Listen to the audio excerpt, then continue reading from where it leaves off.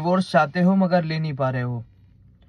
उसका कारण आपके पास ये हो रहा होगा कि आप डिवोर्स तो लेना चाहते हो, मगर आपको कोर्ट ने ये बोला होगा कि आपको कम से कम 1 साल का समय दोनों को अलग रहना पड़ेगा, मतलब आपको सेपरेशन होकर रहना पड़ेगा, फिर ही आपका डिवोर्स होगा।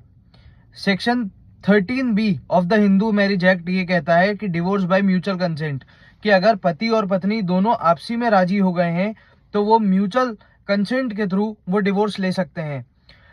दिल्ली की 3 जजेस बेंच हाई कोर्ट ने ये हमें डिसीजन, एक बहुत अच्छा डिसीजन दिया है। उस डिसीजन को उसमें ये कहा है उनने कि अगर दोनों व्यक्ति अगर म्यूचुअल कंसेंट में एग्री हैं और वो बिल्कुल एक दूसरे के साथ नहीं रह सकते हैं, मतलब इतनी सारी कंडीशंस हैं कि वो दोनों एक दूसरे को बर्दाश्त नहीं कर सकते, रह नहीं सकते, तो उस सिचुएशन में section 14 of the Hindu marriage act के सपोर्ट में डिवोर्स आपको कोर्ट आपको ग्रांट कर सकती है। अकेले सेक्शन 14 की मदद से आपको कोर्ट डिवोर्स आपको ग्रांट करेगी।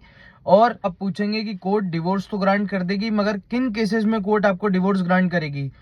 ये उन केसेस की बात हो रही है जिन केसेस में इतना माहौल खराब हो जाएगा कि जब कोर्ट को भी ये लगेगा कि हाँ, इन केसेस में हमें जल्दी से जल्दी हमें डिवोर्स ग्रांट कर देना चाहिए। ये पूरा कोर्ट के ऊपर का डिस्क्रिशन है कि अगर कोर्ट का मन करेगा तो वो उन केसेस में करेगी और नहीं करेगा तो नहीं करेगी। तो ये पूरा कोर्ट के ऊपर का मामला है। अगर कोर्ट को आपका केस जो है, अगर आपका मैटर जो भी है, अगर कोर्ट को लगेगा कि हाँ, इस केस में हमें या इस मैटर में हमें डिवोर्स ग्रांट कर देना चाहिए, तो वो आपको उस मैटर में आपको डिवोर्स ग्रांट कर देगी। और ऐसी लॉ से रिलेटेड वीडियोस जानने के लिए मेरे साथ बने रहिए लॉ विद हर्ष।